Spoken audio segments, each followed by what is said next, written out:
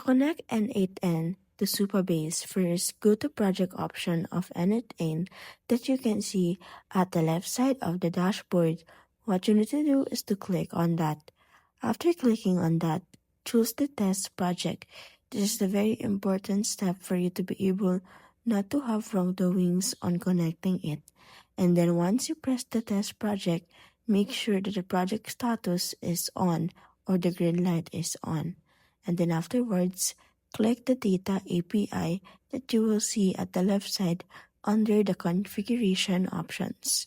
Once you have already pressed the Data API, you will be redirected on the page where you will see there the API keys that is needed for you to be able to connect the Supabase to your n8n. And then, what you need to do is to reveal these codes or copy these codes. And for the last steps, add the Supabase. Just go ahead and search it under the project and then add the first step and then paste on the API key.